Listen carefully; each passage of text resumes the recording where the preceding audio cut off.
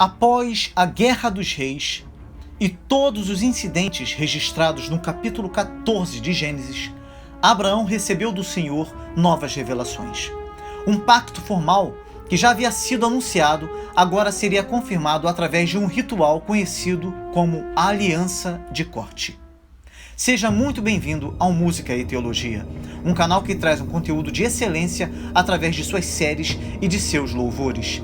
As opiniões de grandes teólogos e estudiosos da Bíblia e de diversas áreas como a arqueologia, a filosofia, a antropologia, a história, a linguística e tantas outras são utilizadas para uma correta hermenêutica e exegese bíblica, que irá ampliar seus conhecimentos em relação à palavra de Deus. E com isso, não somente difundir a educação cristã, mas incentivar você a desenvolver o senso crítico e analítico em relação aos assuntos emergentes no cotidiano, concernentes às Escrituras Sagradas, como também estimular e encorajar você no aprofundamento e na aquisição de novos conhecimentos. Hoje analisaremos todo o capítulo 15 de Gênesis. Falaremos sobre a teoria das fontes, sobre os detalhes riquíssimos da visão de Abrão, sobre a expressão Adonai Yavé, sobre o servo de Abrão, o Damasceno Eliezer, sobre a descendência da promessa. Faremos uma análise profunda da gloriosa doutrina da justificação pela fé somente. Falaremos sobre o ritual da aliança de corte, sobre a medida da iniquidade dos amorreus e muito mais.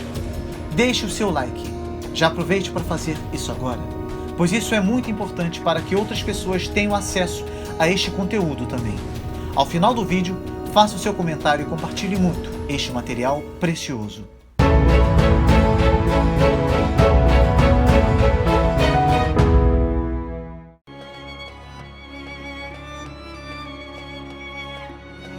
Antes de qualquer coisa, é necessário dizer que Yavé é o principal nome divino usado por todo este 15º capítulo de Gênesis.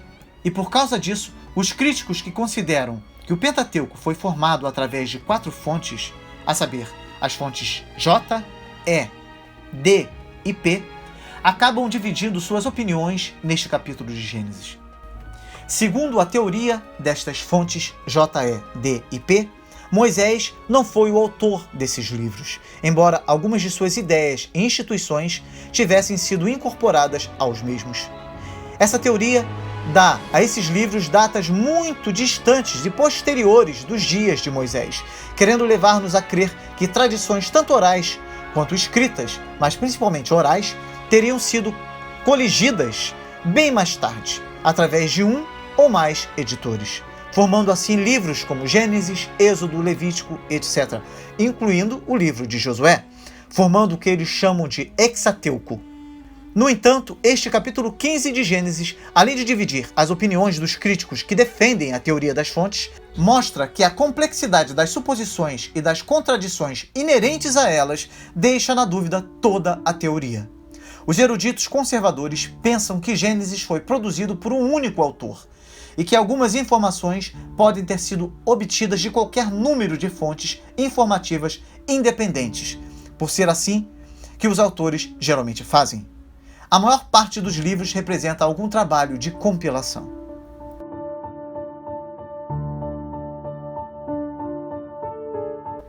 O capítulo 15 começa dizendo que Abrão teve uma visão em que a palavra do Senhor vinha a ele. Essa é a primeira vez na Bíblia em que encontramos a expressão "veio a palavra do Senhor", e ela é usada mais de 100 vezes no Antigo Testamento. A fé que conquista o medo é a fé na palavra, não nos sentimentos. O termo Senhor usado no texto é Yavé, o nome do grande tetragrama, conjugação do verbo ser em hebraico, dando a entender o eternamente existente, a fonte da vida. O Eu Sou, de Êxodo 3, versículo 14. O Senhor disse: "Não temas, Abrão, eu sou o teu escudo, o teu grandíssimo galardão." Nessa passagem também vemos, pela primeira vez na Bíblia, essas palavras que inspiram confiança. Não temas. Deus repetiu-as para Isaque, para Jacó, e em várias ocasiões para o povo de Israel. As visões produzem algum temor, pois são incomuns e fazem a pessoa entrar subitamente em uma experiência com o outro mundo. Nem a Babilônia, a Síria ou o Egito conhecia uma religião que fosse pessoal, com uma relação dinâmica operando entre Deus e o homem. Abrão haveria de enfrentar ainda muitas dificuldades, como também os seus descendentes, o povo de Israel. Calvino diz que era provável que Abrão estivesse temeroso de que, embora Quedorlaomer e seus aliados fossem vencidos na batalha, novas tropas com força renovada poderiam atacar a terra de Canaã. E nem mesmo os habitantes da terra estariam livres do temor desse perigo. E também havia o risco de Abrão ser alvo da inveja de seus vizinhos, ou até mesmo a possibilidade de seus vizinhos considerarem que a força usada por Abrão contra os exércitos dos 4 reis pudesse ser usada contra eles. Portanto, não é estranho que ele tenha ficado perturbado, mas o consolo divino era um bálsamo que sua alma necessitava. O termo escudo denota proteção, e galardão também significa herança e felicidade, e transmite a ideia de graciosidade abundante. Ao chamar-se a si mesmo de seu grandíssimo galardão, Deus ensina que Abrão viveria satisfeito somente com ele. As duas palavras representam um Deus que se preocupava muito com as ansiedades que Abrão tinha.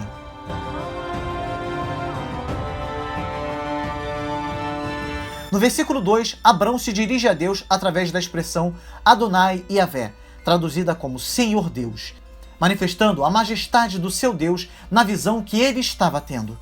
Adonai é uma palavra que significa Senhor de escravos, uma palavra aplicada a Deus ou aos homens. Em certos contextos pode significar marido. Esse termo fala sobre domínio e autoridade. No tocante a Deus, mostra ser ele o governante supremo, o senhor ou proprietário de todos. A forma Adonai é o plural de Adon e indica exaltação e reverência. Homens também eram chamados assim, como se vê em Gênesis 42, versículo 30 e 33. Por motivo de respeito, os judeus evitavam pronunciar o nome divino Yavé. Assim sendo, misturavam as letras consoantes desse nome Yavé com as vogais do nome Adonai, a fim de produzir o nome Jeová.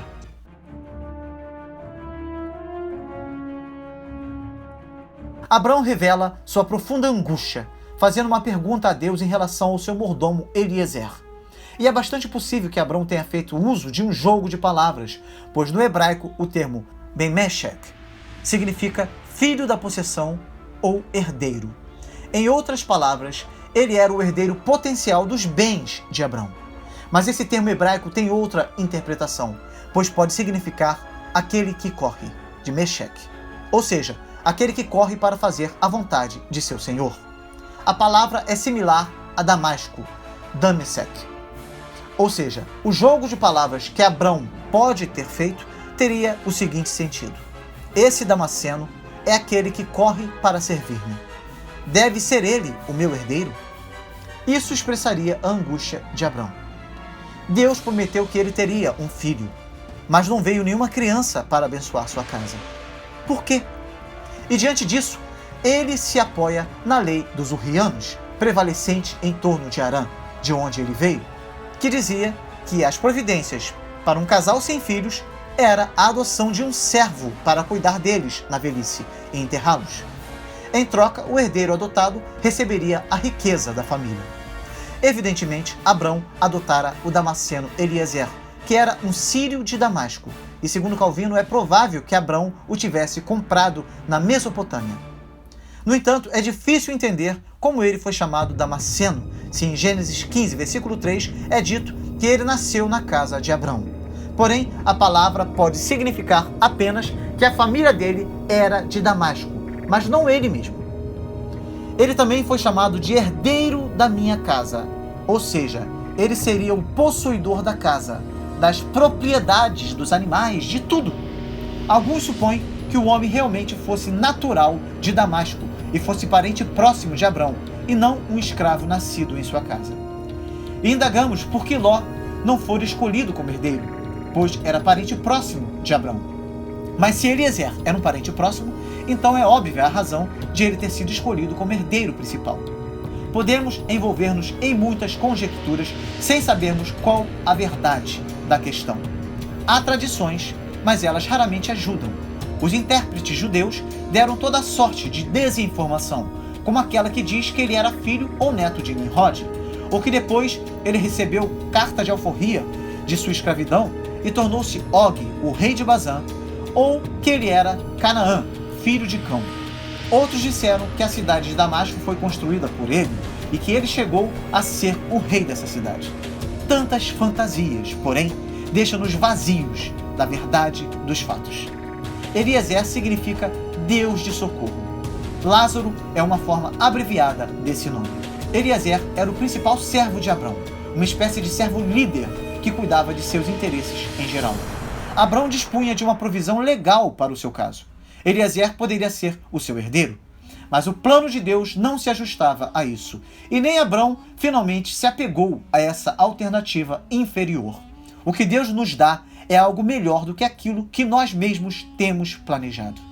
No versículo 4 e 5, Deus deixou bastante claro que Abrão seria o pai do futuro herdeiro.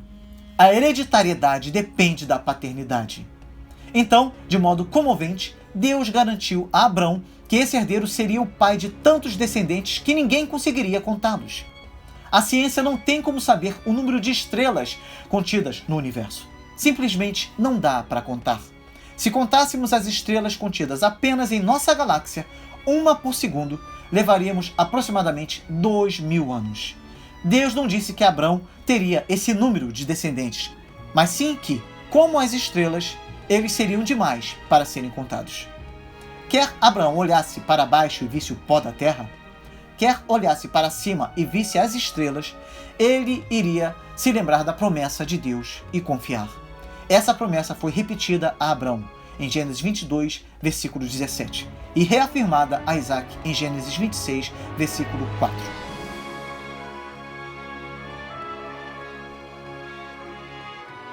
Agora surge a questão concernente a quem se refere a descendência da promessa. É indubitável que nem a posteridade de Ismael, nem a de Esaú devem ser levadas em conta neste relato, porque a descendência legítima deve decorrer da promessa, a qual Deus determinou que permaneceria em Isaac e Jacó. Contudo, surge a mesma dúvida concernente à descendência de Jacó, porque muitos dos seus descendentes, que geraram uma descendência segundo a carne, foram eliminados como filhos degenerados e estranhos da fé de seus pais. Alguns estudiosos dizem que o termo descendência se estende indiscriminadamente a todo o povo que Deus adotara para si. Visto, porém, que muitos foram separados por sua incredulidade, devemos buscar conhecimento em Cristo, o único que distingue os filhos verdadeiros e genuínos daqueles que são ilegítimos. Ao seguir esse método, descobrimos a descendência de Abrão, reduzida a um pequeno número, para que mais tarde ela fosse multiplicada. Pois em Cristo, os gentios também são congregados e pela fé são enxertados no corpo de Abrão, a ponto de terem um lugar entre seus filhos legítimos. Discorreremos mais sobre esse ponto quando chegarmos ao capítulo 17 de Gênesis.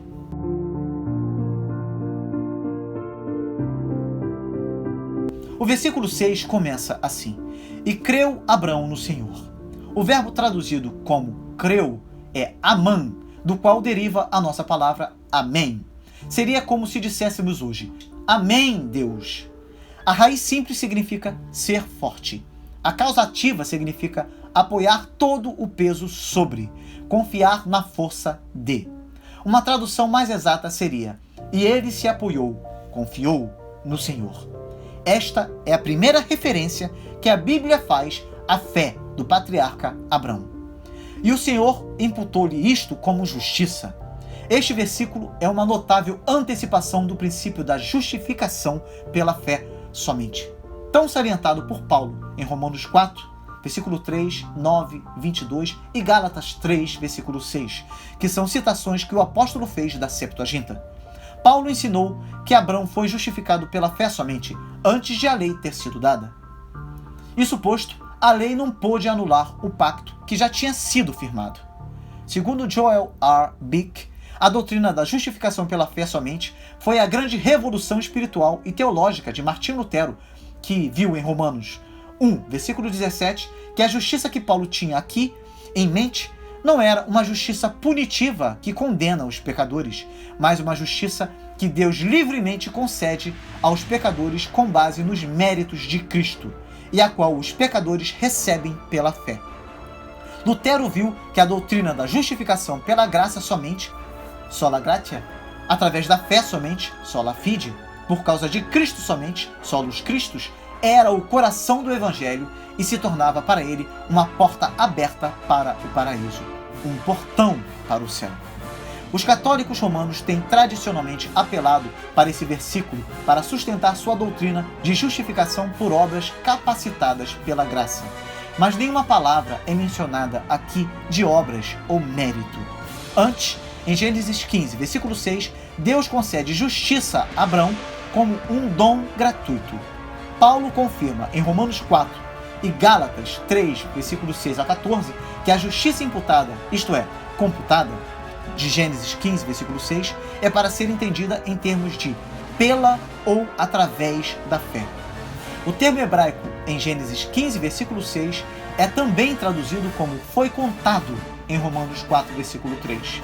Esse verbo, na maioria das vezes, indica o que uma pessoa, considerada em si mesma, não é ou não tem, mas que é computada, tida ou vista como sendo ou tendo.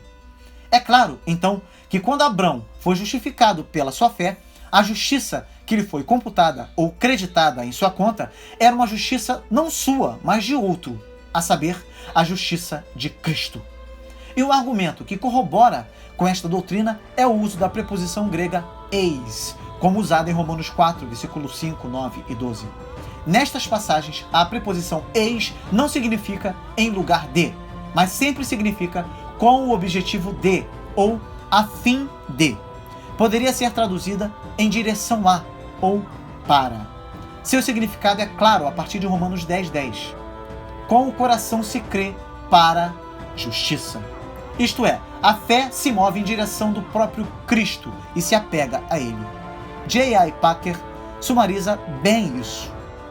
Quando Paulo parafraseia esse verso, como ensinando que a fé de Abrão foi computada para a justiça, tudo que quis que entendêssemos é que a fé, a dependência decisiva e de todo o coração na promessa graciosa de Deus, foi a ocasião e o meio de a justiça lhe ser imputada. Não há sugestão aqui de que a fé seja a base da justificação. Theodore Beza também diz que Abrão não foi justificado e feito pai dos fiéis por qualquer de suas próprias obras, nem precedentes nem seguintes de sua fé em Cristo, conforme prometido a ele, mas meramente pela fé em Cristo ou em mérito de Cristo pela fé imputada a ele para a justiça. Portanto, todos seus filhos tornam-se filhos seus e são justificados não por suas obras, nem precedentes nem seguintes de sua fé, mas pela fé somente no mesmo Cristo. Um segundo texto importante do Antigo Testamento que apoia a justificação pela fé é Abacuque 2, versículo 4. O justo viverá pela sua fé. Ou como alguns estudiosos querem ler, o justo pela fé viverá. Paulo deixa claro que este verso, citado em Romanos 1,17, Gálatas 3, 11 e Hebreus 10, 38, é cumprido finalmente na justiça que vem pela fé no Evangelho de Cristo, pela qual a própria lei nos ensina a procurar. A explicação de Paulo sobre Abacuque inspirou não somente Martinho Lutero, mas a incontáveis outros crentes a colocarem sua fé numa justiça não deles próprios, mas naquela de Jesus Cristo, que é chamado o Senhor Justiça Nossa, em Jeremias 23, versículo 6. O Novo Testamento é abundantemente claro em afirmar a justificação pela fé. A justiça de Deus pela fé em Jesus Cristo para todos e sobre todos os que creem, como diz Romanos 3, versículo 22. Tu estás em pé pela fé, de maneira que a lei nos serviu de aio para nos conduzir a Cristo, para que, pela fé, fôssemos justificados. A precisa relação da fé com a justificação pode ser notada no que é transmitido pelo uso das preposições comuns. Os escritores do Novo Testamento geralmente empregam três expressões: piste, ek pisteus e dia pisteus. O cristão é justificado pela fé, piste ou ek pisteus, ou através da fé, dia pisteus. Por exemplo, pistei, o caso dativo do substantivo pistis, é usado em Romanos 3, versículo 28. Concluímos, pois, que o homem é justificado pela fé, sem as obras da lei. Ekpisteus é usado em Romanos 5:1. Sendo, pois, justificados pela fé, temos paz com Deus por nosso Senhor Jesus Cristo. Diapisteus é usado em Efésios 2:8. Porque pela graça sois salvos, por meio da fé. E isso não vem de vós, é dom de Deus. É fundamental notar que em nenhum desses casos, nem em nenhuma outra parte da Escritura, a fé ou qualquer outra graça é representada como constituindo alguma base de mérito para a justificação. Em todo o Novo Testamento, a fé é apresentada como um meio da justificação. A justificação pela fé somente nunca é justificação por causa da fé, mas sempre justificação por causa de Cristo, isto é, por causa da satisfação da justiça pelo sangue do Cordeiro de Deus ser graciosamente imputada e recebida por um pecador não merecedor. No final das contas, a base da justificação é Cristo e sua justiça somente. Na tradição reformada, vários termos ou expressões teológicas têm sido usados para captar esta relação bíblica da fé com a justificação. Por exemplo, a Confissão de Fé belga de 1561, no seu artigo 22, e a Confissão de Fé de Westminster, de 1647, no capítulo 11, verso 2, denotam a fé como apenas um instrumento e o único instrumento de justificação. A fé não é um agente, uma causa eficiente, mas sim um instrumento, isto é, um meio de justificação. Esse é o único meio do crente receber a justificação. Esse meio não é mecânico, como a palavra instrumento infelizmente sugere. Antes, este meio é em si a obra salvadora do Espírito Santo através da palavra pela qual um pecador é trazido a um relacionamento vivo e pessoal com o Deus triuno. O Catecismo de Heidelberg, de 1563, questão 61, declara que não existe nenhum outro meio a não ser a fé pela qual a justiça de Cristo se torna nossa. Deus não ordenou que a fé fosse o instrumento da justificação por causa de alguma virtude peculiar na fé, mas porque a fé se esvazia e em si mesma não tem nenhum mérito. Portanto, é pela fé para que seja segundo a graça. João Calvino comparou a fé a um vaso vazio. Comparamos a fé a uma espécie de vaso, pois a não ser que cheguemos vazios e com a boca de nossa alma aberta para buscar a graça de Cristo, não somos capazes de receber Cristo. O vaso não pode ser comparado em seu valor ao tesouro que ele contém. Dado o sentido de pela fé no original grego, é mais acurado falar de fé como um instrumento do que uma condição da justificação e salvação, porque uma condição geralmente denota uma qualidade meritória por amor, a qual um benefício é conferido. Somos justificados não meramente pela fé, mas pela fé em Cristo. Não por causa daquilo que a fé é, mas por causa daquilo a que a fé se apega e recebe. Nós não somos salvos para crer, mas por estar crendo. Na aplicação da justificação, a fé não é um construtor, mas um contemplador. Ela não tem nada para dar ou alcançar, mas tudo para receber. A fé não é a base nem a substância de nossa justificação, mas a mão, o instrumento, o vaso que recebe a dádiva divina oferecida a nós no Evangelho. Assim como um mendigo que estende a mão para receber um pedaço de pão, não pode dizer que fez por merecer a dádiva que lhe foi concedida. Escreveu Hermann Kuyper. Também não podem os crentes afirmar que merecem a justificação só porque abraçaram a justiça de Cristo, graciosamente oferecida a eles no Evangelho. A distinção entre essas duas visões não é meramente semântica. É fatal considerar a fé como um pré-requisito que o pecador pode satisfazer por um ato de sua própria vontade para ser salvo. Isso é fatal e não deve ser feito. Não deve ser entendido dessa maneira. Num caso desse, o homem na realidade torna-se seu próprio salvador. Pior ainda, tudo depende então da pureza e da força ou perfeição da fé do pecador. Ao contrário, a Escritura ensina que o que está em jogo é o próprio caráter da fé. A fé é uma obra do homem ou o dom de Deus? A questão é respondida decisivamente pelo apóstolo Paulo, porque a vós vos foi concedido em relação a Cristo não somente crer nele, como também padecer por ele. A justificação é recebida na forma de fé, visto que agrada a Deus justificar um pecador concedendo-lhe fé. Portanto, se a fé fosse o fundamento condicional, isto é, meritório, da justificação, a salvação pelo mérito humano estaria introduzida, desonrando a graça divina e subvertendo o evangelho ao reduzi-lo a simplesmente mais uma versão de justificação pelas obras. Além do mais, visto que não podemos ser aceitos por Deus com uma justiça menos do que perfeita, nossa fé teria de ser perfeita. Contudo, a fé de ninguém é perfeita. Toda a nossa fé é danificada pelo pecado. Nada em nós, inclusive nossa fé, teria possibilidade de obter sucesso como uma condição. A fé desconhece o mérito humano, porque a própria natureza da fé é depender inteiramente do mérito e justiça de Cristo como mais que suficiente para quitar a dívida de nossos pecados, como diz a Confissão Belga no seu artigo 22. Nós não somos justificados por nossa fé, que é sempre imperfeita, mas pela sempre perfeita justiça de Cristo. O próprio ato de fé, pelo qual recebemos Cristo, é um ato de renúncia total de todas as nossas próprias obras e justiça como uma condição ou base de salvação.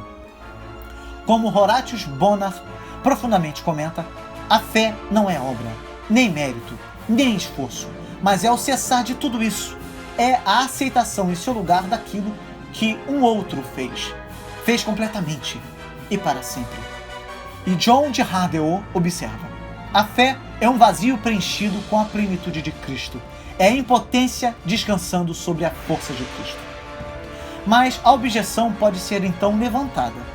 Se a fé é essencial, à medida que somente ela une um pecador a Cristo, mas a fé não é condicional em qualquer sentido meritório, é apropriado ver a fé como a mão que recebe Cristo? Não está sendo atribuída alguma capacidade ao homem natural por meio dessa metáfora? Visto que a fé é sempre tanto dom de Deus, como diz Efésios 2:8, como obra de Deus, Jesus respondeu e disse-lhes: a obra de Deus é esta, que creais naquele que ele enviou? Como diz João 6:29, como pode a fé ser designada como uma mão? De fato, o homem natural não tem nenhuma capacidade de estender a mão para aceitar a salvação de Deus em Cristo. O homem natural está morto em delitos e pecados, como nos ensina Efésios 2, versículo 1. Ele nunca aceitará Cristo de seu próprio livre-arbítrio. A Escritura ensina que um pecador não se move primeiro em direção a Deus, e sim que Deus primeiro se move em direção ao pecador para uni-lo com Cristo pela fé. Porque um pecador nunca, por sua vontade ou desejo, se volta para Cristo em fé, como diz Romanos 9:16. Mesmo quando atormentado com os terrores do juízo divino, o homem natural não pode ser persuadido a fugir para Deus pela fé salvadora para a salvação, como nos ensina Provérbios 1:24-27. Mas na regeneração, o Espírito Santo concede o dom de uma mão vazia e viva, que não pode se voltar para nada a não ser para Deus. Mas a todos quantos o receberam, deu-lhes o poder de serem feitos filhos de Deus, aos que creem no seu nome, os quais não nasceram do sangue, nem da vontade da carne, nem da vontade do varão, mas de Deus. A fé não é chamada de mão porque trabalha ou merece justificação de alguma forma, mas porque ela recebe, abraça e se apropria de Cristo mediante a imputação divina. A fé não é uma mão criativa, mas uma mão receptiva. A fé é passiva na justificação, mas torna-se ativa ao aceitar Cristo quando ele é oferecido ao pecador. Na verdade, quando Cristo é dado, a fé não pode deixar de ser ativa, motivando o crente a alegrar-se na justiça imputada de Cristo com alegria espiritual e profunda. Todavia, essa alegria não pode gloriar-se de nenhum mérito humano, pois não é a mão em si mesma que produz alegria e enriquece, e sim o dom recebido pela mão da fé, Jesus Cristo.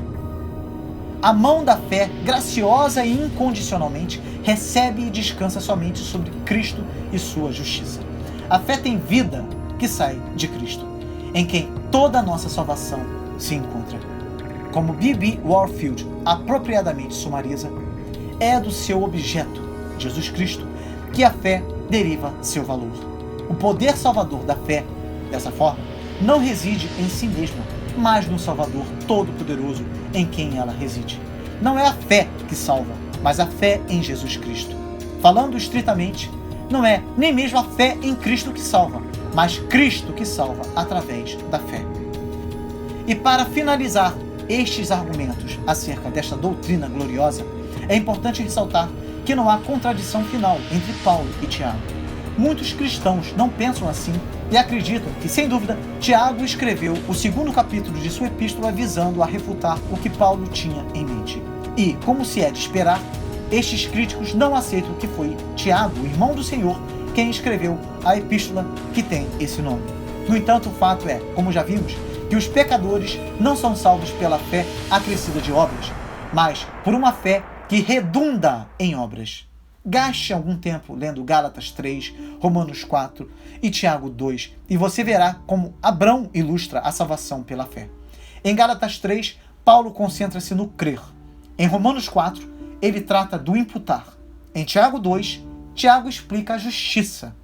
São necessários 3 capítulos do Novo Testamento para explicar um versículo.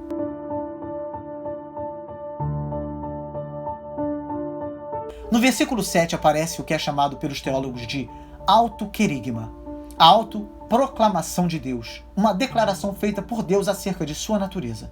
Deus diz: eu sou o Senhor. Deus lembrou a Abrão que havia feito grandes coisas por ele e através dele, e que faria ainda outras grandes coisas, pois ele é o mesmo ontem, hoje e para sempre. Deus tinha trazido Abrão desde Ur dos Caldeus e agora não teria ele dificuldade para dar a Abrão um filho prometido, cumprindo assim todas as condições do pacto abrâmico.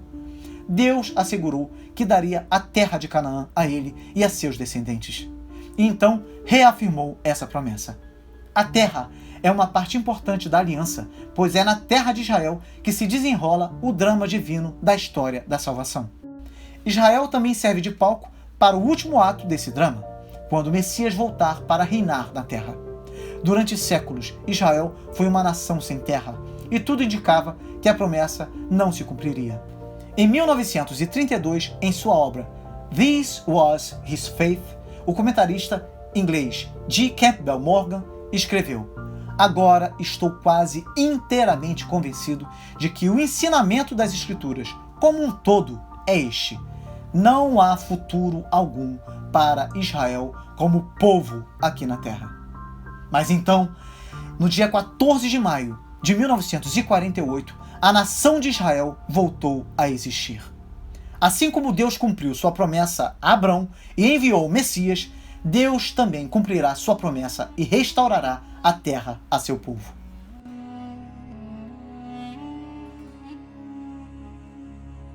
É significativo que depois que a confiança de Abrão nas promessas de Deus foi declarada de forma tal que ele se tornou aceitável para com Deus, ele ainda precisava de uma ulterior reafirmação da fidelidade de Deus.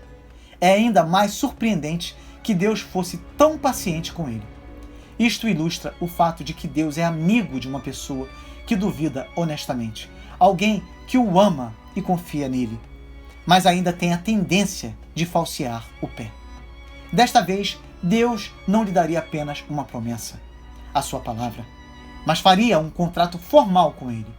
Alguns teólogos consideram que a pergunta de Abrão não era uma demonstração de incredulidade, mas sim o pedido de um sinal como garantia.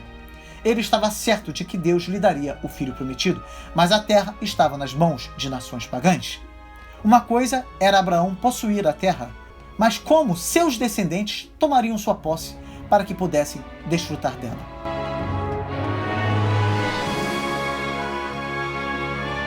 A descrição dos versículos 9 a 17 mostra aquilo que na época era chamado de aliança de corte. Esse ritual solene incluía a morte de animais e o compromisso das pessoas com uma promessa. As pessoas que estavam realizando a aliança sacrificavam vários animais e dividiam as carcaças, colocando uma metade de frente para a outra no chão. Então, as partes envolvidas caminhavam pelo meio dos sacrifícios, declarando que, se deixassem de cumprir sua promessa, mereciam o mesmo fim que aqueles animais. No entanto, não foi o que aconteceu com Abrão. Ele abateu os animais, colocou-os no chão e passou o restante do dia espantando as aves de rapina atraídas pela carne e pelo sangue. Quando o sol se pôs, ele caiu em sono profundo, e então Deus apareceu para ele e lhe falou. Mas só Deus passou no meio das partes dos sacrifícios. Foi Deus quem fez a promessa a Abraão, não o contrário. Eram promessas incondicionais. A aliança da graça veio do coração generoso de Deus. Segundo Adam Clarke, é digno de nota que todo animal permitido ou ordenado a ser sacrificado sob a lei mosaica acha-se também nesta lista de Abraão. Não é verdade que Deus estava dando ali a Abraão um resumo ou conhecimento da lei e de seus sacrifícios que ele tensionava revelar mais plenamente a Moisés? E que a essência disso consistia em seus sacrifícios que tipificavam o Cordeiro de Deus que tira o pecado do mundo? Isso ficou claro, não? As aves não foram partidas. Devido ao seu pequeno tamanho, os dois pássaros foram considerados como uma unidade e separados pelo espaço, e não pela faca, ao serem colocados opostos um ao outro.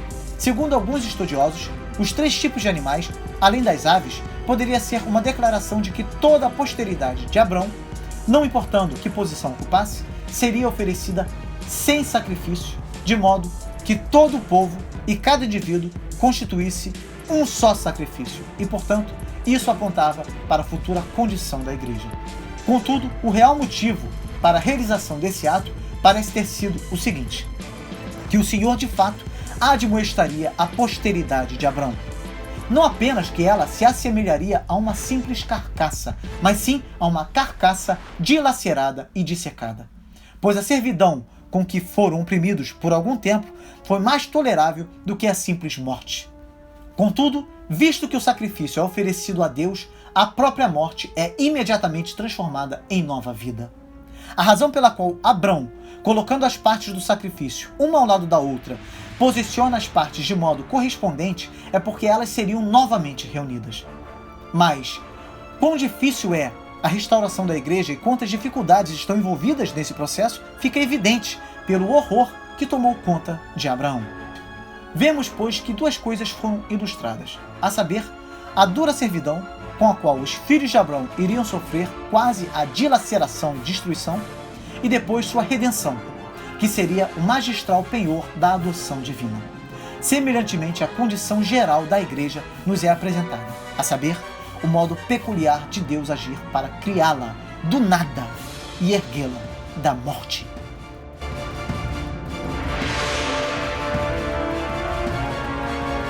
Embora o sacrifício fosse dedicado a Deus, não estava livre do ataque e da violência das aves. Assim, embora recebam a proteção de Deus, isso não significa que os fiéis estejam cobertos pela sua mão, de tal maneira que não possam ser assaltados por todos os lados, posto que Satanás e o mundo não cessam de causar-lhes tribulação. Portanto, a fim de que o sacrifício que uma vez oferecemos a Deus não seja violado, mas permaneça puro e sem defeito, é preciso resistir aos ataques com todas as inconveniências e tumultos.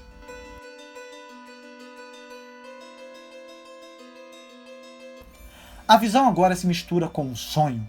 Uma terrível escuridão sucedeu para que Abrão soubesse que aquele não era um sonho comum, mas que tudo estava sendo divinamente conduzido. Deus estava lhe mostrando que antes de um filho lhe ser dado, sua descendência viveria por um longo tempo em cativeiro e servidão. Pois é assim que o Senhor trata seu próprio povo. Ele sempre faz um prelúdio de morte para que, ao vivificar os mortos, ele manifeste mais abundantemente seu poder. Abrão ouviu os termos da aliança de Deus e descobriu qual era o plano de Deus para a nação, para ele e para a terra. Jacó e sua família foram para o Egito a fim de ser protegidos por José. Lá cresceram e transformaram-se num povo forte. Os judeus chegaram ao Egito como convidados de honra e acabaram tornando-se uma ameaça. Assim, o faraó transformou-os em escravos e afligiu-os grandemente. Talvez o fogareiro fumegante fosse um símbolo do sofrimento do povo no Egito. A crueldade do faraó não foi capaz de exterminar a nação, pois Deus tinha planos para seu povo escolhido. Deus julgou o Egito com 10 pragas, e então permitiu que Moisés liderasse o povo em triunfo para fora daquela terra. Os acontecimentos e o tempo de cada um estavam nas mãos do Senhor. Os 400 anos de Gênesis 15, versículo 13, referem-se a todo o tempo que Israel ficou no Egito, desde a chegada de Jacó até o Êxodo. É um número arredondado, pois, pelo cálculo de Êxodo 12, versículo 40, foram 430 anos. Por que Deus esperou tanto tempo para libertar seu povo? Porque Deus foi longânimo com as nações em Canaã e adiou o seu julgamento de modo que tivessem mais tempo para se arrepender.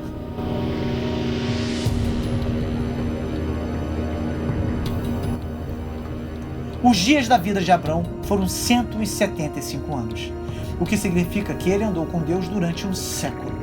Apesar de seus erros ocasionais, Abrão realizou a vontade de Deus e trouxe bênção para o mundo todo. Essa promessa de Deus deve ter dado grande ânimo a Abrão e Sara durante seus tempos de dificuldades, assim como as promessas de Filipenses 1:6 e Efésios 2:10 servem de encorajamento para as pessoas hoje em dia.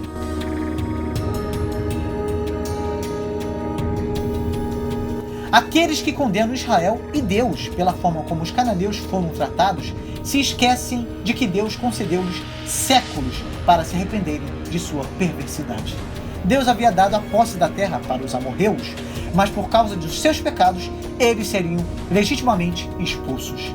E essa passagem é notável, pois demonstra que as moradas dos homens são de tal modo distribuídas no mundo que o Senhor preservará as pessoas em paz, cada uma em suas diversas condições, até que sejam expulsas por sua própria perversidade. Pois, ao poluir o lugar de sua habitação, em certo sentido, arrancaram as fronteiras fixadas pela mão de Deus, as quais, de outro modo, permaneceriam imóveis.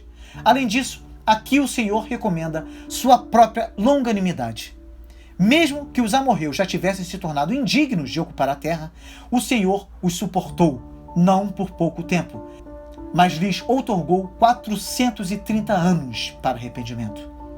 E desse fato, parece que, não sem razão, Deus declara muito frequentemente quão tardio é ele em irar-se. Mas quanto mais graciosamente ele espera pelos homens, se, em vez de se arrependerem, permanecerem obstinados, mais severamente ele se vinga de tão grande ingratidão. Paulo diz que aqueles que se entregam ao pecado, enquanto a bondade e misericórdia de Deus os chamam ao arrependimento, acumulam para si um tesouro de ira. E assim, eles não colhem vantagem alguma dessa bondade de Deus, uma vez que a severidade da punição é duplicada, precisamente como sucedeu aos amorreus, aos quais, por fim, o Senhor ordenou que fossem inteiramente eliminados, de tal modo que nem mesmo as criancinhas foram poupadas. Alguns estudiosos dizem que a iniquidade mencionada era a corrupção sexual dos habitantes da Palestina.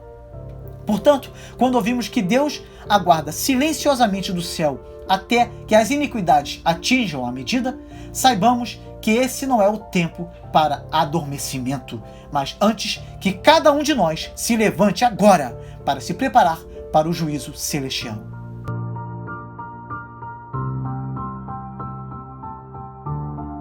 No começo da peregrinação de Abrão, Deus lhe disse: vai para a terra que te mostrarei.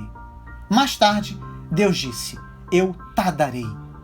E agora, sua palavra a Abraão foi: a tua descendência dei esta terra. A aliança de Deus estava declarando que aquela questão estava resolvida. A terra pertencia aos descendentes de Abrão pela linhagem de Isaque. O aspecto característico de todo o episódio é que só o Senhor garante o pacto. Geralmente, as duas partes de um pacto andavam entre os pedaços, como eu já falei. Aqui, não foi nenhuma das duas partes, só o símbolo escolhido da presença de Yahvé. A responsabilidade de Abrão, quanto ao sucesso futuro do pacto, era simplesmente aceitá-lo. Ele estava garantido para sempre somente por Deus.